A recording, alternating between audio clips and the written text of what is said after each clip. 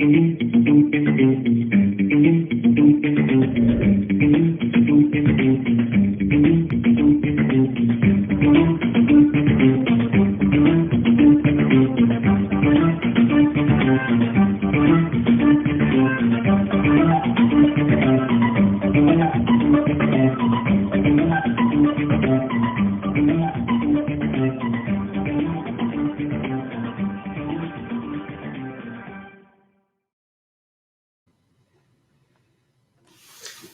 and welcome to the 27th Degree with Chris and Nancy.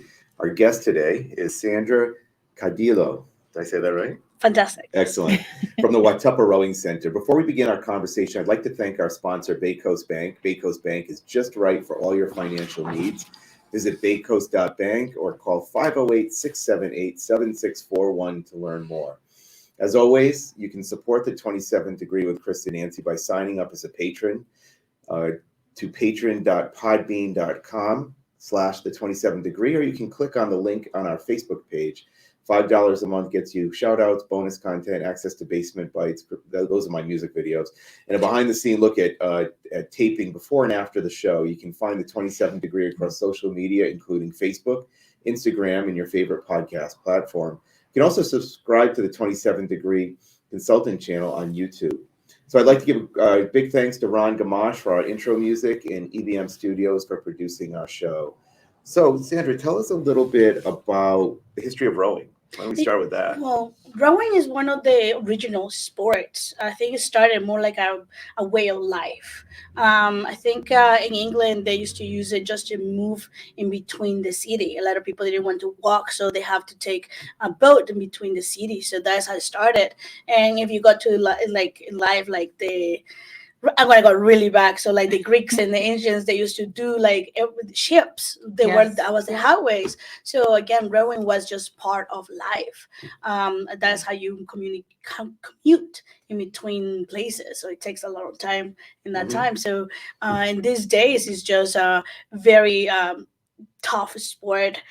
So from some way it has become very elite, in a way very like less convenient to be part of it. And we're making changes to make it accessible to everybody and make it fun and make it part of the main street. In the 30s, I think. And they used to be like, people used to go along the rivers. And that was like, they used to do like a bunch of regattas, a school against a school, a program against a program. And it's a whole town event that for one race, or for like a few hours, the entire town used to line up around the Charles and Philadelphia and the Schuylkill, or any body of water that you can watch the race and see those crews just battle down. Just two cruises. They were like nothing big, and they line up, and somehow it transferred into like more like into college and private schools, and we lost that fun part of just being part of the community and part of life, or moving one end to another. Right. I mean, if you go to like the head of the Charles, or if any of our viewers have been to that, it really is fun. It's really an exciting event to watch that, and it probably heralds back a bit to maybe how it was years ago.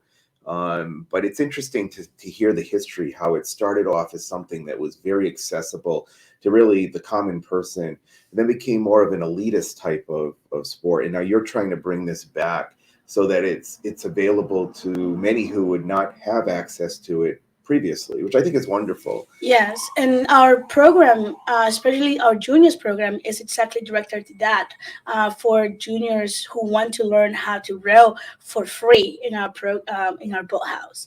Everything that we do. This is the Watuppa Rowing Center. This is right here in Foot River and Davis Beach. I'm very new in town, about like a year. COVID didn't count, so I still counting. This is my first year. Right here in their backyard, and right here in Watuppa, we keep the name of the pond for like good vibes and everything. So it's Watuppa Rowing Center, and is welcome to anybody and everybody who would like to learn how to row. Able-bodied, disabled-bodied, anybody who wants to be in the boat, we can definitely teach them how to. Very affordable, and again, for all juniors, all the kids, it's completely free. Oh, that's wonderful. And that's what great. are the ages?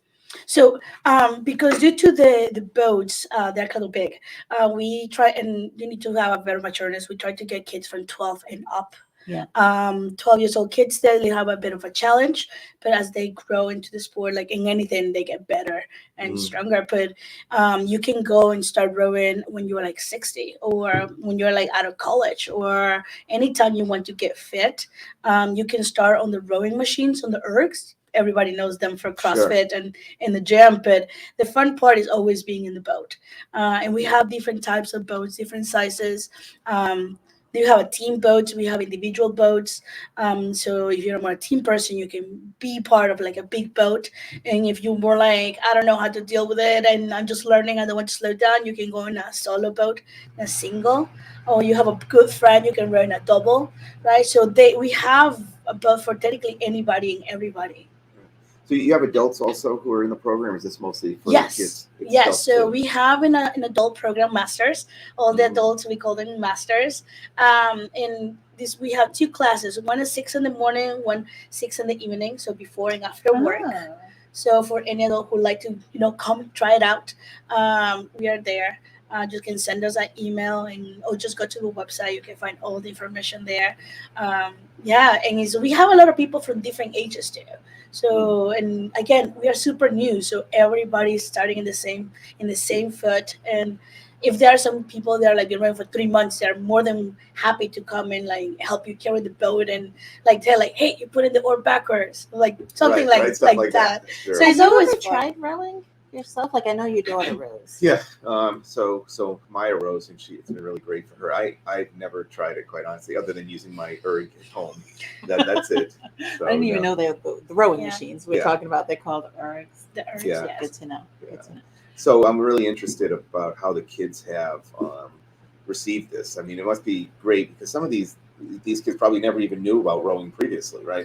I mean, growing up in Fall River, I was never exposed to this, and I never really heard about it until probably sometime around college or so. We didn't have a college rowing team, but probably around that time I became at least aware that it existed as a sport. How do these kids? How do they accept it? What do they think of it? It must be wonderful for them. They like it. Again, like it's very new in town. We are like technically bringing a new sport, and I know like here's very big in baseball and soccer and swimming, and those sports are fantastic. But rowing is just a whole different game.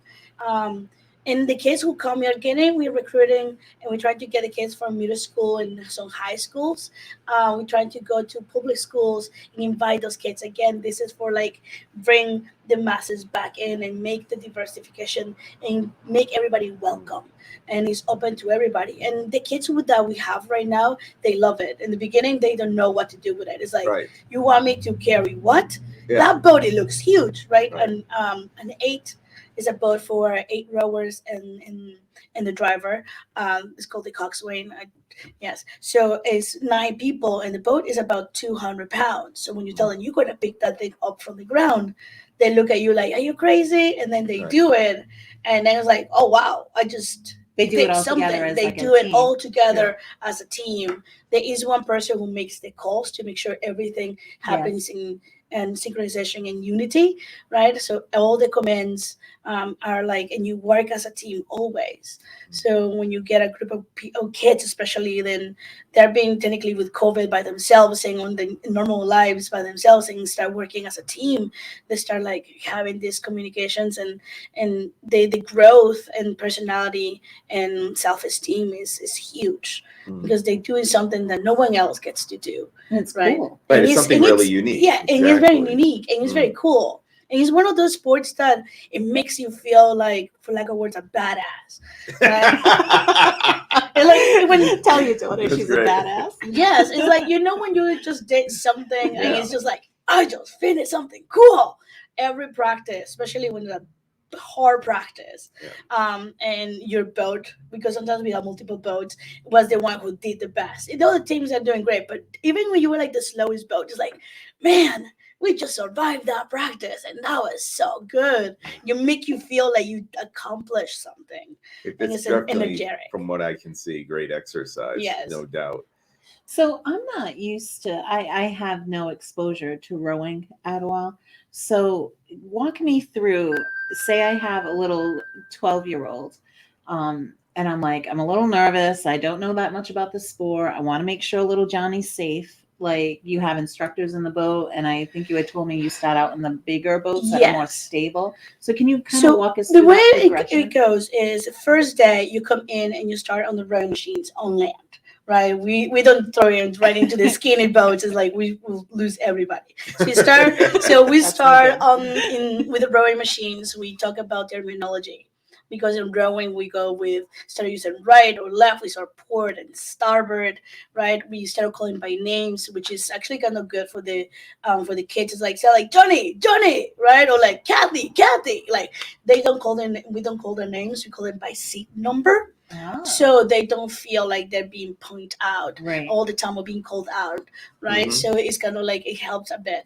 So the first day they are on the ergs, on the rowing machines. We talked about the basics, like where to start, how to move your body, right? Just the basic mobility, and then we go into what we call a barge, which is an oversized boat. It's kind of more like a catamaran, Yeah, they're pretty right? big. Is they're like they have a platform that if I could do car wheels, I would probably would do car wheels, So but it's I kind of can't. like a flatbed It's truck on the it's water. stable, yeah. Yes. It's very It's like they stable. have like two boats side to side and one platform in the middle, so Okay. it's quite wide. Okay. It's untippable. You Okay. can sink it if you put too many people in it and the water's rough like any other boat, but it's very safe.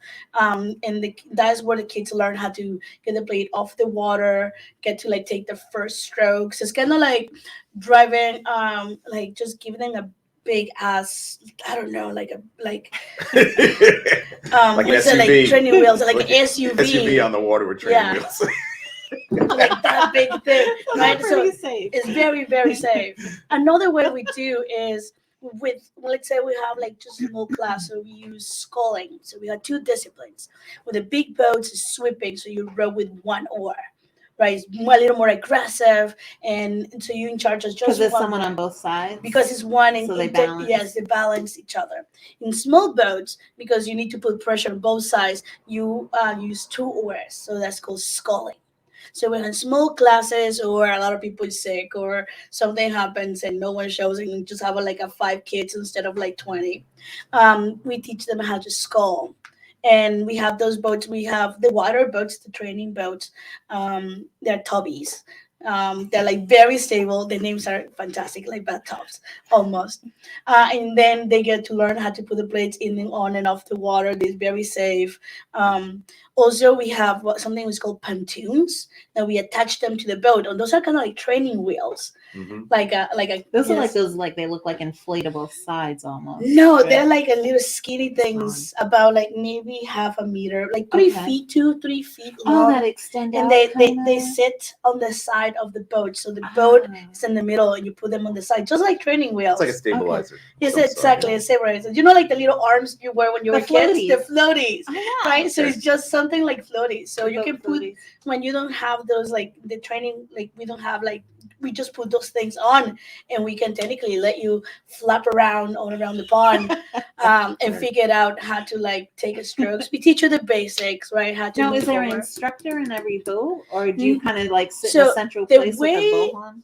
Kind Yeah, of. super So great. when we are just having teaching the kids, I like to sit on the dock. I have my lunch ready. We have coaches' lunches. Sometimes they're just a little John Doe, a little dinghy, or we have like the big steel water, like official one that you look at and you see in the Yes. Olympics. We have Right. both. I have my lunch ready just in case, right? But when we are just learning because they're both safe and we're very close, I like to stay on the dock, and everybody's around it, so I can stay in one place and can look. Yeah. When we start moving into different boats, then yes, everybody goes in. I usually try to take one boat at a time. They are in their boat, and they're ready technically to know what to do, more or Mm. less. And I'm next to them, like behind them or next to them in the coach's lounge. So imagine like a Ferrari is like trying to learn how to drive, and you're Right. like in a golf car next to them. Tell them like, now push the brake, and now Yeah. like let go, steer to the right, steer to the left. So that's pretty much what the coaches were Yeah. there. So It's kind of interesting how they step up to different boats. So they start off, it's like, when you first learn to ride a bike, right? So you're on a tricycle first. Then you got a two-wheel bike with the what do they call the training Training wheels, and then maybe you go to Take the training like wheels. you take off the training wheels and you got a bike with big fat tires, and then you go to like a more of a street bike with thin tires. Kind of a similar thing. Yes, that's the good way to explain it. Yes. Yeah. So if like I'm familiar with kayaking, Mhm. so how does rowing compare to kayaking, like the feel? Because you're using like a little Nothing. one, nothing Yeah. like At that, all. right? Totally different. Yeah. Totally So different. kayaking, to start with, you're moving forward. In crew, rowing, you're going backwards. Oh, So like the rowing machine, I guess. like the Yes. rowing machine, right? So you're trying Yeah. to, when you're rowing, you're trying to use all you like big and back muscles to produce the max amount of power and energy. So you use the big muscles. So to be able to use it, you have to use your back. So you're moving backwards. That's why we have a person in the boat who helps us steer it and makes the calls and helps to make the crew to go together. Usually that person is like short, light, and bossy, right? That is the way. Short, light, bossy. Yes. So that is kind of like how people like describe me, like, oh yeah, like the Spanish girl, like the Yeah. short, loud, and bossy, right? That is how it is. And rowers are usually like they're a little taller and fit because you need leverage. But again, I row myself. I didn't learn how to technically like steer the boat until I was 23. I didn't know any English when I started to row, so they just took me in the boat, and I stick my head off the boat and look what the other people were doing, and I just imitate, and that's how I started. I was a decent rower too. Like I would like flat weight. I did won some races, and then I like after college and things like that, and like I should try to do what everybody thinks I am. So I hop in the front or in the back of the boat and learn how to drive the boat, and it's a whole different ball game. Yeah. It's very stressful. Now, very is competitive. each like seat? Do they have a little bit of a different job to do in the boat? More or less. So we try to like, because the ends. Let's just talk about the big eight, right? So if in the front, that can change the direction of the boat, like anything, right? Like just when you steer with your front wheels, right? So if the front people are off time, right, that means the boat is going to be off time. So you always try to put the more technical people in the back, right? The best technical, you put it on the back, or all the way in the front. So in the front, we call the stroke. So the person who sets the tempo, right? Because everybody's going to be looking at that person. So they need to be good. Technically, they need to be fit, right? And they need to have a bit of a grit, right? When you get stuff, that's the person who has to like set the point and go for it. I feel like I'd be sitting in the middle. Yes, and in the middle, Maybe on the shore. so the middle, we call them, we call the engine room. Swing, but I'm not light. So the middle four. So let's say we talk about the two ends, right? In the middle four, we call the engine room. So that's when we pull the biggest and tallest, because they have more mass. They have usually better, like they're the strongest, so they can just put the plates in the water, and of course try to stay together and don't throw the boat off, and put a lot of pressure in the water and just move that boat, right? So we get to be a little bit like not as technically refined. They need to be good, right? But they don't need to define, so they can really put that blade in and rape it and just move So it. there's like a lot of technical skills very involved. technical, Like, and like the team has to kind of be all synchronized They do. together. Yes. It's like you can't have someone just If someone's oar is off, it's calling catching a crab. Yeah. Right. It jams in the water and it can really mess up the boat. So you have to be very synchronized. So this is the beautiful about the sport. It's called the ultimate team sport. Every seat, like from the coxswain that is just driving the boat and technically not rowing, is driving the boat and keeping it together. And every person after that, they have technically different responsibilities, but overall the main thing is to move the boat forward and to make it as smooth and as quick as possible. So no matter where you sit in the boat, you sit matters. What you do matters. And sometimes you can be the slowest and less fit, but if you're there for the team and you push it and you do your best and you help it, no one cares if you are like the shortest or the weakest in that boat, because you're there for them and you're there for the team and for the boat. So it's something that you technically go through everything. A lot of friends that I still have and still talk to, I met them in crew in high school, Mhm. and we still chat, and we still, because we bonded like that way. Like there's some practice, like I don't know how I'm gonna get through this, Right. and I was like, just have my back, and just stay with me, right? Just don't throw the boat off.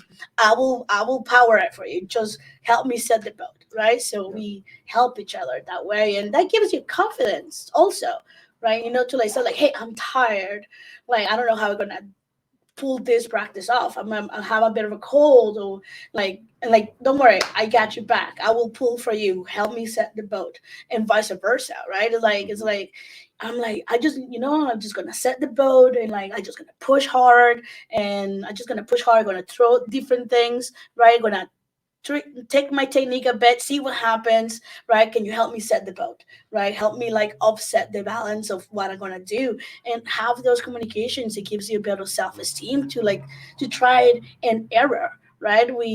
They get to do that, and also get to talk to each other. A lot of kids, I'm sorry, like I love it, their phones and things like that, but they don't know how to have a conversation. Just Yeah, they to can't say come in communicate. the Right, morning, Can't it's take like their phone out on the water. Right. Yeah. say hello, good morning, good afternoon, how was your day, Yeah. right? So now they're problem solving. So it makes them like actually have those things. And talking about problem solving, when we go to races, we take the boats apart, then we put them in the trailer, and then we take those boats off the trailer, and then we put them together, right? So the kids they are responsible to do all that. So they need to think about how to do it, how to fix it, Right. how to communicate, and how to do it in a quick manner. Because if the boat's not ready by the time they need to go and race, well, they're not racing, or worse, they're going racing and the boat falls apart, right? That's not which a good thing. which it has happened to me. There was a time it was like a third race, and thankfully it was a four, so four rowers and the driver, the person who steers, and I would check the entire boat. I was like, "This is your third race. You know how to do it. I am not going to check the boat." Right, so they went. That's fine. They start the race. In the middle of the race, the bottom nuts of like the oar lock, technically what thing holds everything Right. together, the oar, the boat, and you. That is a connection, right? It's called the oar lock. That's where the oar goes. It falls apart. Oh. Completely fall apart. no. Yeah. So technically, instead of rowing by fours, they were rowing by pairs, because they had to sit down and hold the boat in a geez. place and finish the race with half the boat. But again, it's just kind of like the things that you learn, and you do it once, Right. and that's it. And then you Right. remember it. And the you next remember time. for the rest of your day. And to this point, I have this kids like, I still check my rigor, even during practice, just every single bolt Sure. and knot. Right. But it's those things that happen. And A lot of life skills they learn. yes. I think what's really interesting about it as a sport, and I've learned a lot of it over the years because my daughter rows for her high school. And, I remember years, even before she rowed, reading that book, which I'd recommend to our audience, The Boys in the Boat. Oh my God. Which yes. that's such a fabulous book, and it's a great introduction. You'll really understand what this is about as a sport if you read that book. It's really interesting. I would highly recommend. I can't remember who it's written by, but I don't know the name, but if you look up The Boys in the Boat, yes. it'll come up right away. But I think what's interesting about this sport, and tell me if you think I'm wrong, because I have not rowed before. This is just an observation. So you have sports like, let's say, cross-country running, which I did in high school. And you're really, although you're on a team, it's really you. Yeah. Swimming, for the most part, unless you're doing relay, it's you. Okay, so they're very individual. Then you have sports like basketball and football and baseball, where they are team sports, but it always appears that there's always a star, right? There's always one person who stands out, and then the kids who may not be as athletic, sometimes it's tough for them. They may spend a lot of time on the bench. Maybe they may not feel good about what they're doing. But with rowing, like, everyone is important, right? Yes. And there may be someone who's stronger than another person, sure. But when you're looking at those boats out there, you don't know that. No. You just know that they're all in synchrony or they're not in synchrony, and that's it. So it's a really interesting sport in there that are way. no starts in rowing. Right. They are just you live by the boat, right? So when everybody says, even when you win with your boat or you lose with your boat, right? So there is no that superstar. Right. There's no that quarterback and gets all the flashlights. So the point guard in basketball, Exactly. right? So there's no one who's gonna get all the glory and anything. Even the coaches, we don't get any glory until like we get to the Olympics. Right. Like everything is about like the boats and what the kids do, and how well they work together, Right. and how much are they willing to push each other like forward, right? A lot of part of the sport, and this is the tough part about the sport, is everybody can come and row, right? That you can learn it. So I you know when you're riding a bike and you just start going, oh, Mhm. the dots who drive, right? Right. And you just get in the highway and you get in the zoom. It's just like automatic. You still Sure. active, right? But you get in the zoom. So that is kind of like what rowing is. When you get in a nice boat, you can just get in on the swing, on the rhythm, right? But when you start pushing those envelopes to being competitive Mhm. and pushing things, you push as hard as you can for as long as you can, right? And that is when you start, and when you do it with a group of people, with your teammates, and you know that everybody's pushing just to go faster Right. and forward and to win. Even you don't win, but you're trying to go do your best. Every practice, or when we do practice races, right? Like, okay, last week we did 10 minutes. Can we do it in like less than that? And you push yourself and you push yourself. And it doesn't matter if you're the strongest or you're the weakest. It's just how much you're willing to put Are there you doing your for the best? team. Right. How, yes. And Right. that is what makes a big difference. Even in the big boats, when you talk to Olympians, especially in the eights, which is the most, we talk a lot about the eights because it's like is the ultimate boat, right? It's the hardest boat to row. It can be one of the fastest, and it's harder because again you have 8 people doing the same thing, pushing the hardest, right? And you're trying to go as hard as you can, but you cannot be off. Mhm. You're off the boat. You throw the boat off. The boat is Mhm. off.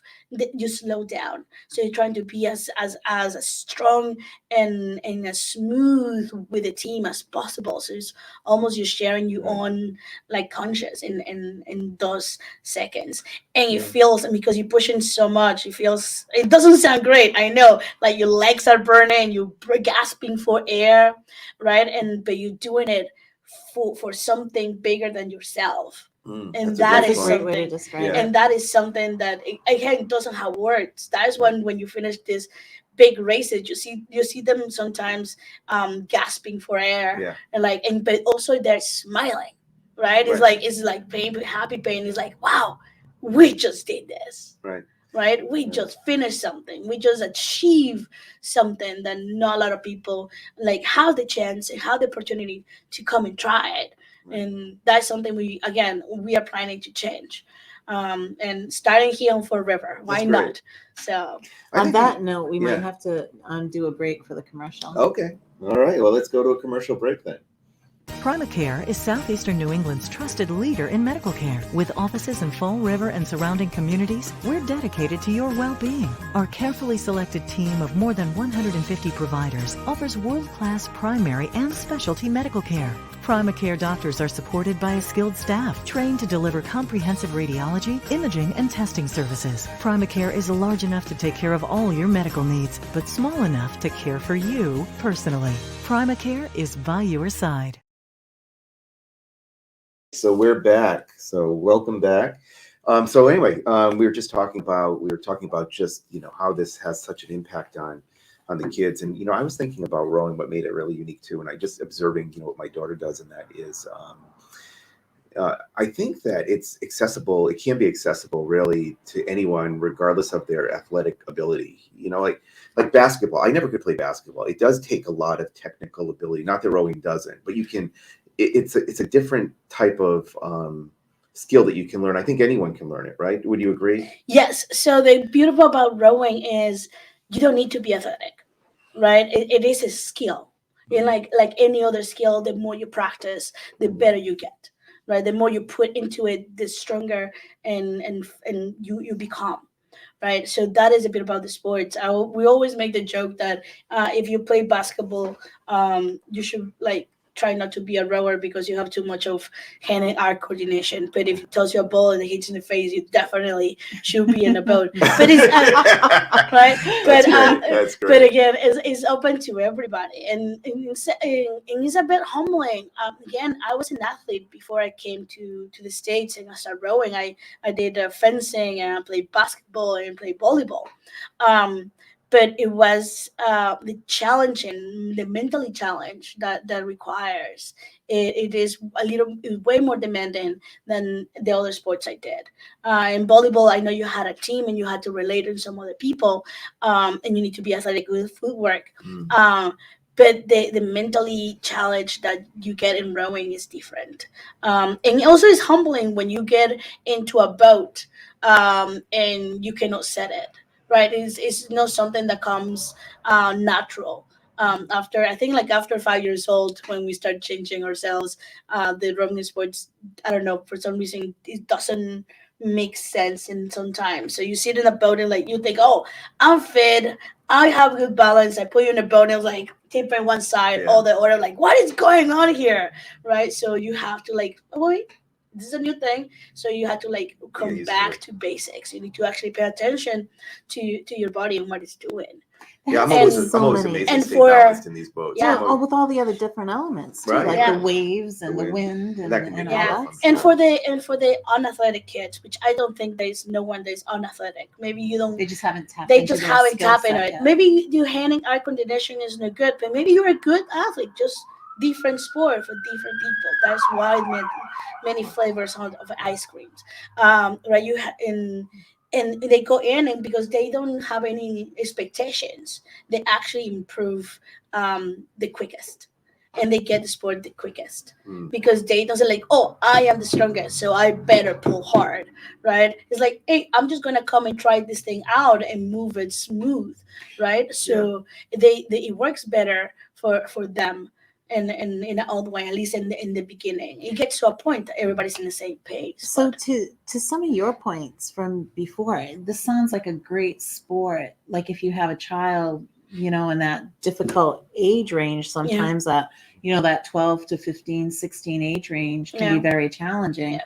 And if they maybe on the quieter side, maybe Mhm. not what you've perceived to be the most athletic kid in the world, this would be a great sport Yeah. to get him into, to build some of that confidence and those Teaches skills communication, and confidence, problem working solving, as a team. and have that sense of accomplishment Absolutely. and like that, you know, that release of endorphins, and it's like, oh my gosh, Yes. you know, like they did something. Exactly. So again, if you have a child in school now, you run the sport all year round, Yes. right? But Yes. can you talk about, so my little Johnny, my 12-year-old is in school, so after school I'm taking him, Yes. and is it Monday through Friday So that they would as do? right now, again, we are developing the program. So our practice are Tuesday, Wednesday, Thursdays, and Saturdays. Okay. We're hoping in the future when we get more kids, we're going to start practicing the 5 days or maybe even the Mhm. 6 days. Right. But as right now, it's only those 4 days. Mhm. And practice are from 4 to 6. In the afternoon on during the week, so Tuesday, Wednesday, Thursday, and Saturday from 8 to 10. Right? Why Saturday is because they need to do something in the even in the and the races are on the weekend. Yeah. So it's a good habit, and especially if they like the sport and they want to like compete. Right? They need to get used to waking up a bit early and practice during the weekend and be a little more active. Right. And also sets them up for the rest of the day. And yeah, parents haven't complained about that yet. They tell me like they come back home and do their homework because they didn't waste the entire morning, right? So they get to, and that's another thing about like rowers. I feel like because it's a little time management, like any other sport, right? If you want to play any sport after school and you want to have good grades, you need to time manage yourself. There've Right. been a lot of studies done on that too. Like the kids that are involved in the extracurricular activities Mhm. actually do better Mhm. with their Yes. studies. And again, like, and I'm a tough coach. I'm like super nice, Yeah, and I have a stop. big heart. But I'm like, there has to be a better discipline. There need to be Yeah. boundaries, like in everything. You Mhm. know where you're supposed to go. So I always tell them, like, when you gotta practice, you are a practice. I expect you guys to behave as I expected. Like, behave well, be a good teammate, and be responsible for your boat and for what you do. Right, and that is how you grow. Now, and attendance is a big part in rowing because, again, you need 8 people, 9 people to take an 8. You need 5 people to take a 4. So if people don't show, you can't take the boat out, right? Right. You don't have them. So you have to be accountable for yourself and your teammates. Now, of course, if people goes to kids work now in these days, right? Everybody works. Right. You have school work, you have emergencies, stuff like that. So my policies is 100% accountability.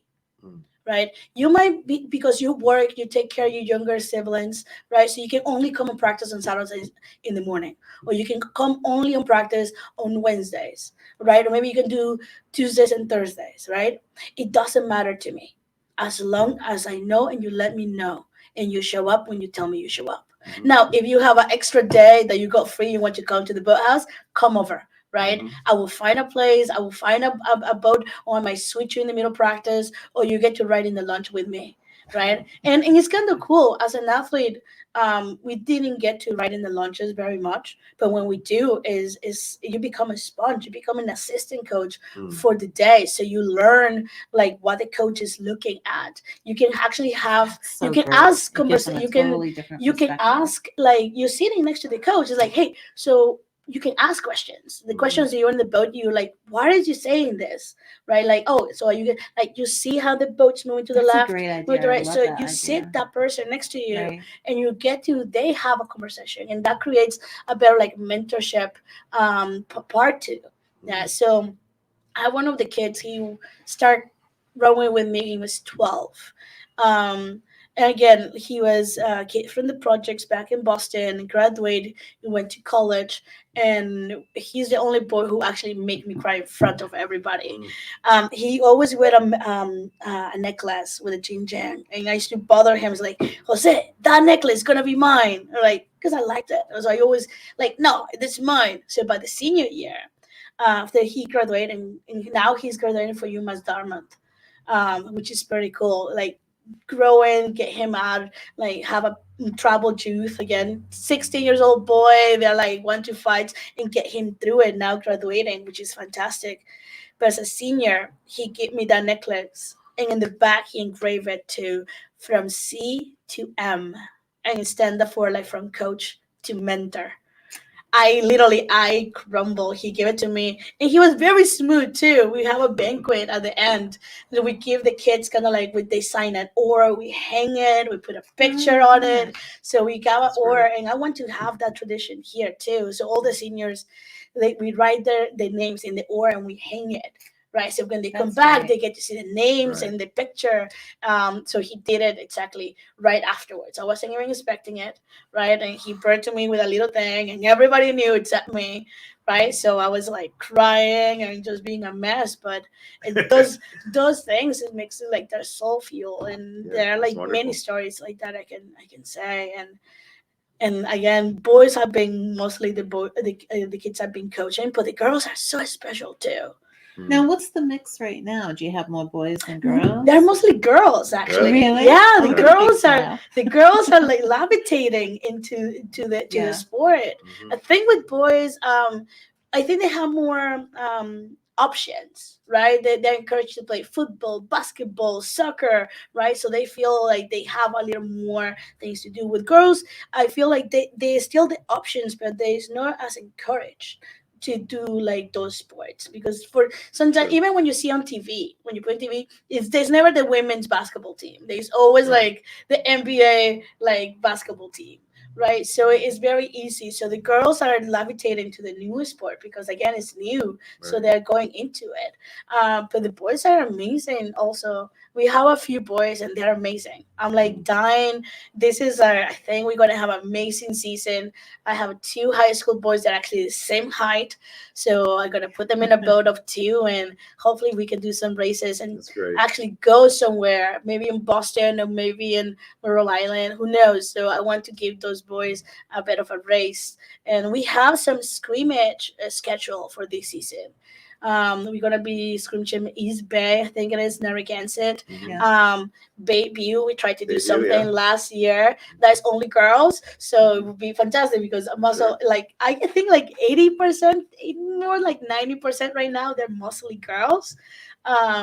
Yeah, but the boys are doing great jobs and they levitate into, and it's also nice to see getting out of that aggressiveness. And like they said, like, oh, girls are not aggressive. It's like in Girls sports, are Yeah. aggressive.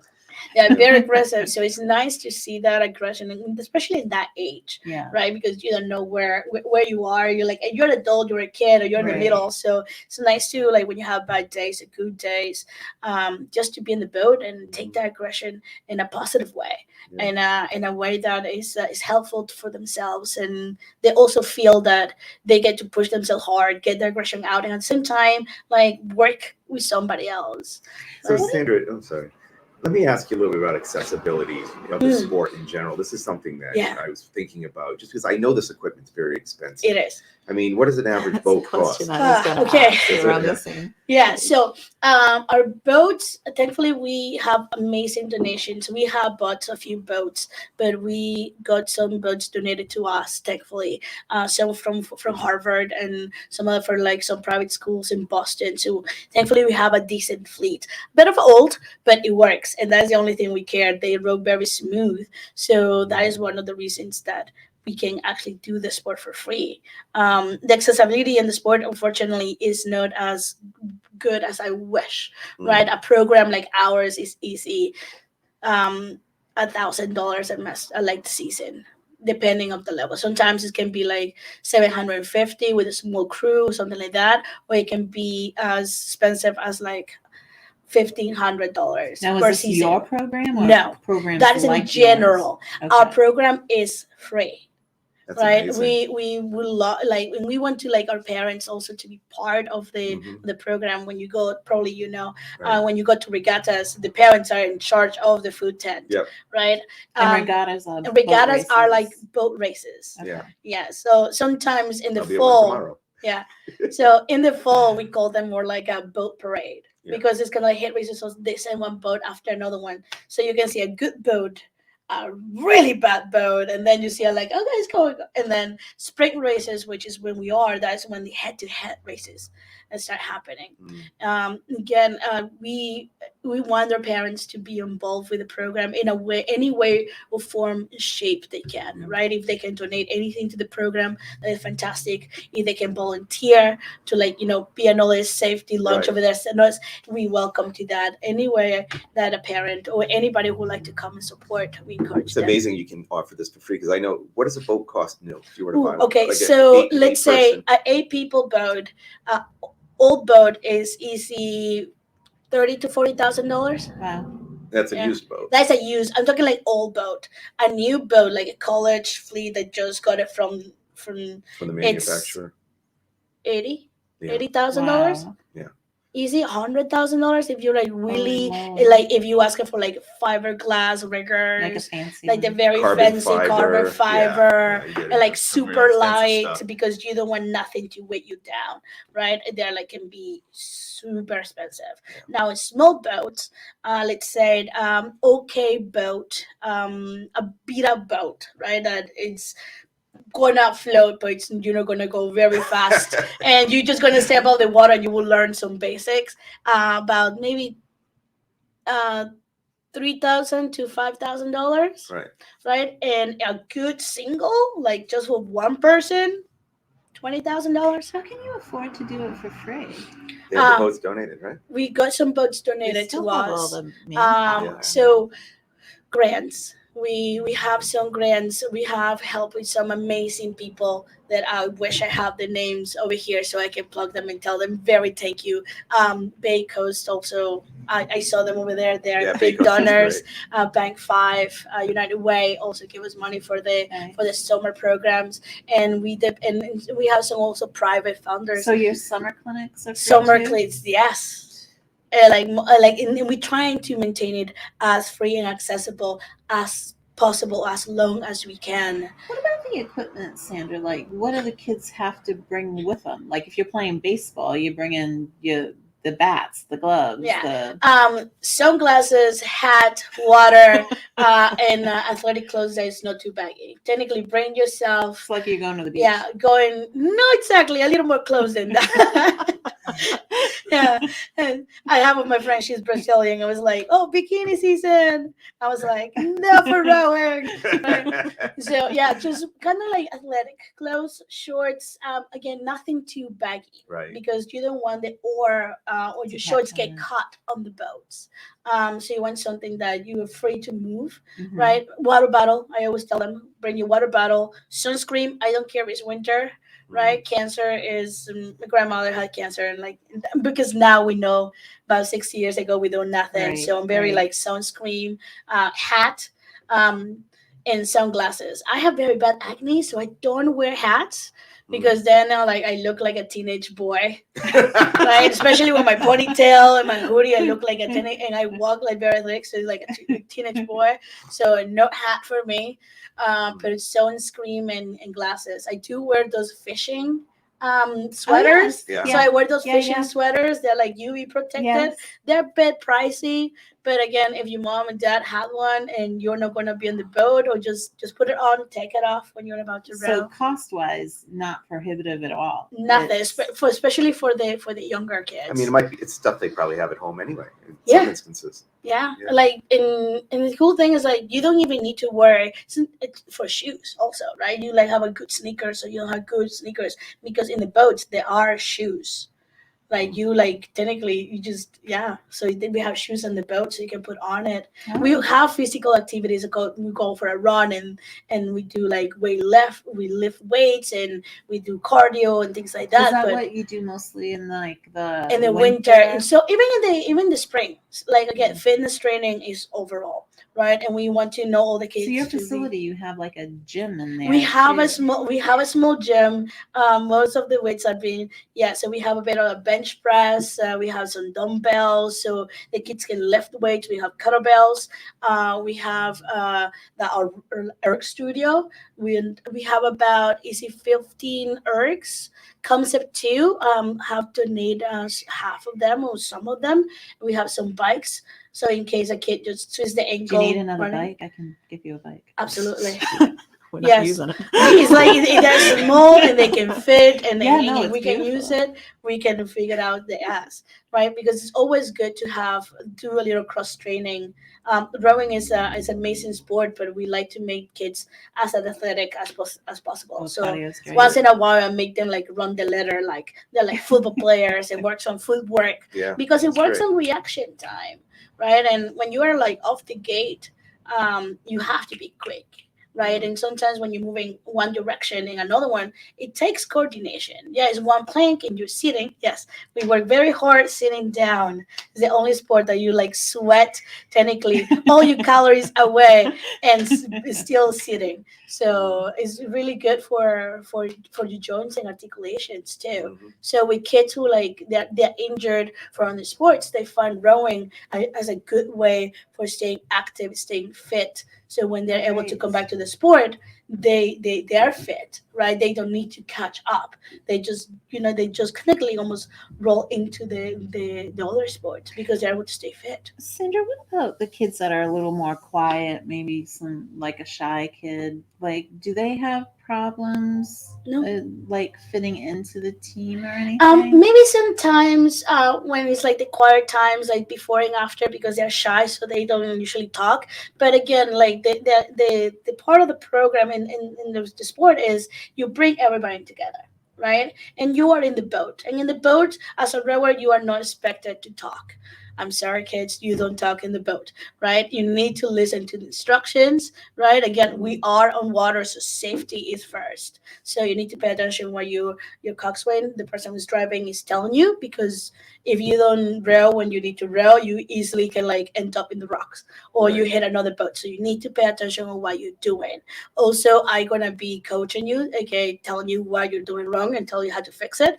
It's new for some kids. Like she always calls me out, like that's what calls coaching, right? So we try to do that in a nice, fun way, Sure. and teach them all that. So they need to be in the boat. So it's no talking in the boat unless you need to absolutely communicate with somebody else. And then having that camaraderie, that kind of like in being in a team, doing something together, that brings them a little bit out of the shell. Mhm. I have some kids that come my first season with a black hoodie, right? They don't look up and nothing, and by the end of the year, they become monsters. So Yeah. like I need to tell them to like be quiet because I had to like technically close practice and tell them to like break Right. and like Samantha, like quiet. Yeah.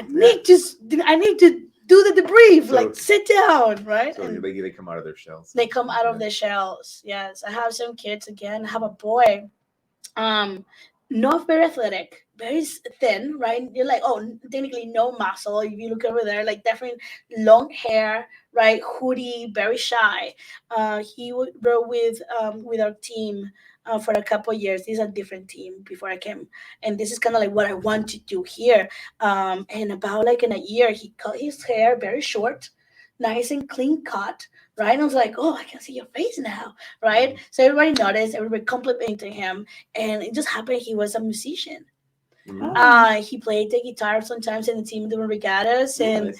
after high school, he went to learn more music, and now he played gigs and rows by himself, and like as a Cool. fun thing to do. But it was great to see him kind of like just It has to be being great to helpful see to. these Oh kids my grow god, up. it makes you cry, but not in a sad way. It's kind of like in Right. a way to like, oh my god, this is happening for them, Now, and how that is about- the soul fuel. How about if a kid can't swim? I mean, Um, that's got to be difficult. What do you do in that It is situation? and it is and it's not. So at the beginning, the little hesitated. We always have life jackets. Coaches' lunches have life jackets for everybody and more. If the kid doesn't know how to swim, they can wear a life jacket when you're rowing, which is slightly uncomfortable. And there are some low profile you can put on your waist that we can also let you. And we don't have many of them because they're like. I think they're like $100 each life jacket, so we only have 4 of those low profiles. But if you go in small boats and singles and doubles, you wear those because they don't get in the way. If you're in the 8, you wear the big life jackets. What happened most of the time is they get too confident after like a few practice, and then they stop wearing the life jackets. So what we do to go down is like we're working with the YMCA and the Boys and Girls Club to give swimming classes Oh, to Okay. these that's kids great. That's so great. they can like feel more comfortable and they can be safe That's and nice. feel That's secure. great. So in that way, That's accidentally in quotes, they flip the single because it's too because of something. I used to do that when I was in high school. I knew how to swim, but again, it's nice to have the opportunity. Sure. It was too hot. You wanna It was take a just break? like I'm sorry, I flipped the boat again for fourth time. Right? So it's because it was too cold, too Right. hot. I wanted to cool down, Sure. so I flipped the boat. So it's nice to have them to be comfortable enough that Mhm. they can just do Right. that and just Right. feel a little more themselves. And also the self-esteem grows. Yes. Like just because they know they think they're like better and doing something, Yes, right? of course. And there's no like, and there are many people don't know how to swim too, Mhm. right? There's a lot of kids don't know how to swim, so it's nothing like a shame or anything. It's just part of the team and just part of what we do. And sometimes you know how to swim, but you're not a strong swimmer, right? So also you go over there so you improve, and ideally I want to do that with the entire team. And I like to do a little like water polo games in the shallow so everybody can be part of it. Yes. And it just brings the group together and seeing the growth. And sometimes you see the seniors when they've been going through the program and longer. Hopefully, like this is our second year with like a full programming, so by the day that we're going to have these freshmen to be seniors, they're going to be like mentors and so much more than anything. So that's a good That's thing about great. sport. And Say- rowing is one of those sports that you can get some decent scholarships Yes. to college with, too, Especially right? for female boys, also get percentage. These are numbers of very long time ago, but I think they haven't changed that much. I think for football, just it was like 0.3% of seniors were getting like recruited. For rowing was 17.2%. That's great. That is for males, right? Still, there Yeah. are more boys that play sports.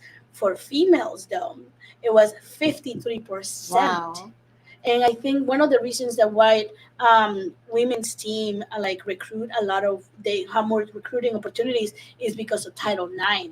So football teams they have like 60 to 70 boys, so they need to counterbalance with it. And it usually goes to the rowing teams in college. That's great. It's just a good chance. And even if you do not get a scholarship, um, just because you're doing something outside the norm, something different, and it gets your foot into schools, right? It's Yeah. something that makes you Has stand to look up. great on Right. You your know, like when you're application. like when you're like in 10th, sophomore, or junior year, senior year. Senior year, it's sometimes a little late, but if you put in the curriculum, it still looks good, right? Especially depending on what you do in that senior year.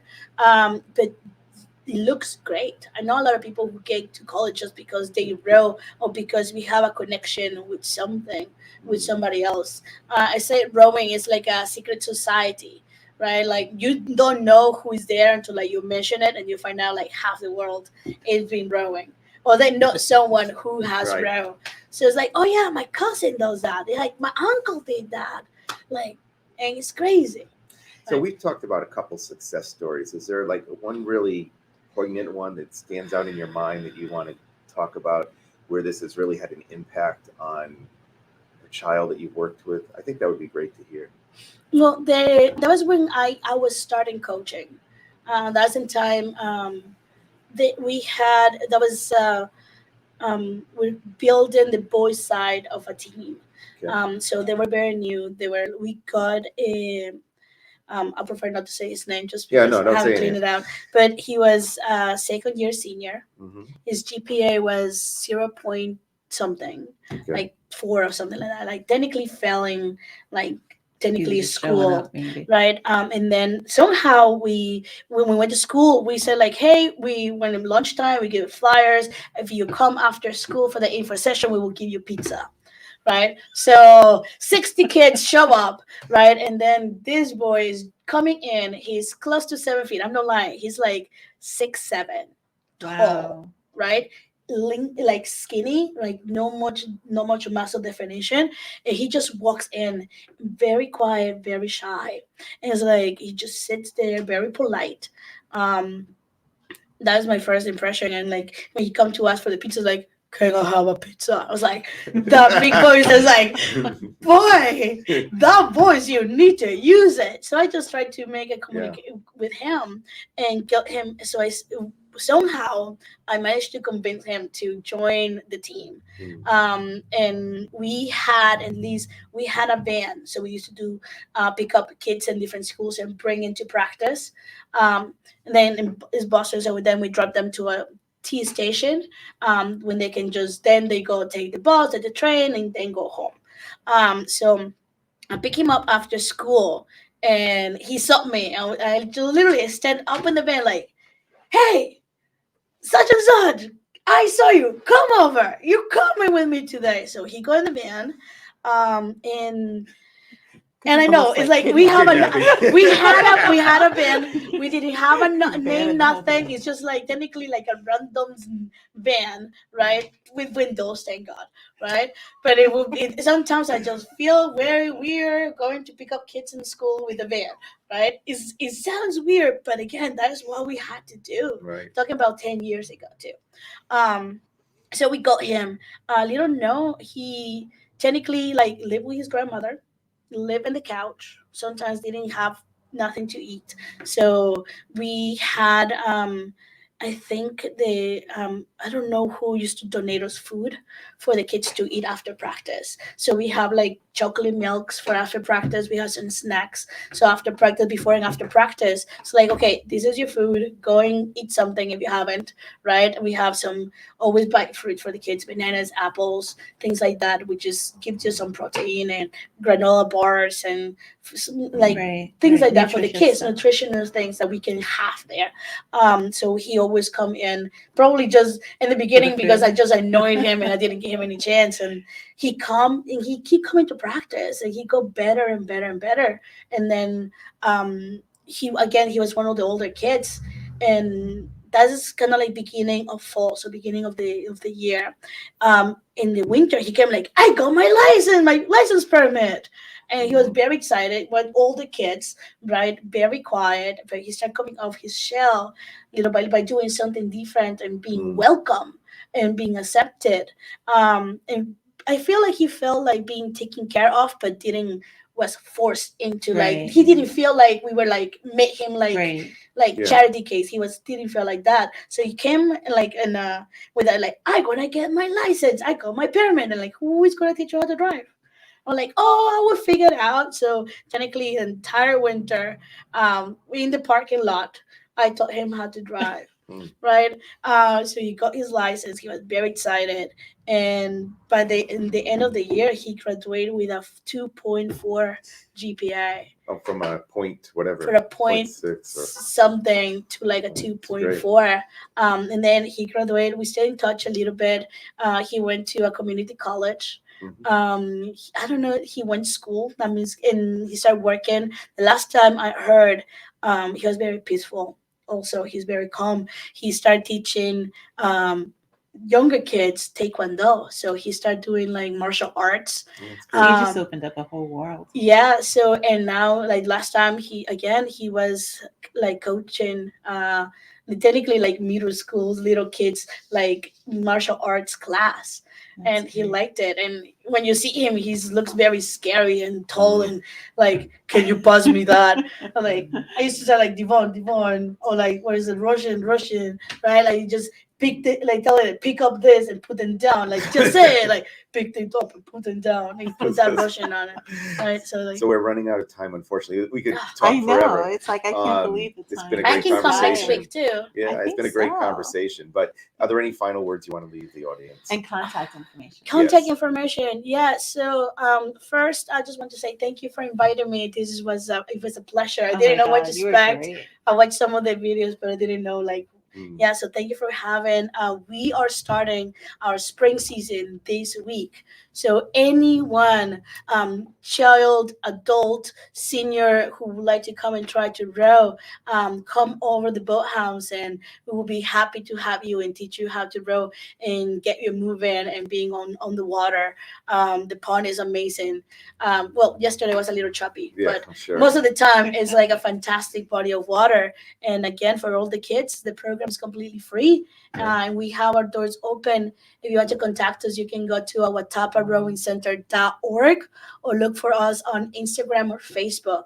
And you can send us message through them, or yes, our Watuppa That's Rowing great. Center. That's So great. thank you very much for having me. Sandra, Thank thank you. you, It's been a Sandra. pleasure. Pleasure. I wanted to really thank you for taking the time out today to talk about this wonderful program, which has been really so helpful to the youth in the city. Yes, and again, my goal is to have a full program over here with 60 kids from all over the public schools, and any other kid who like to like come and learn how to row and like taking and winning races and rowing on the head of the Charles, right? And I have a feeling you'll get becoming.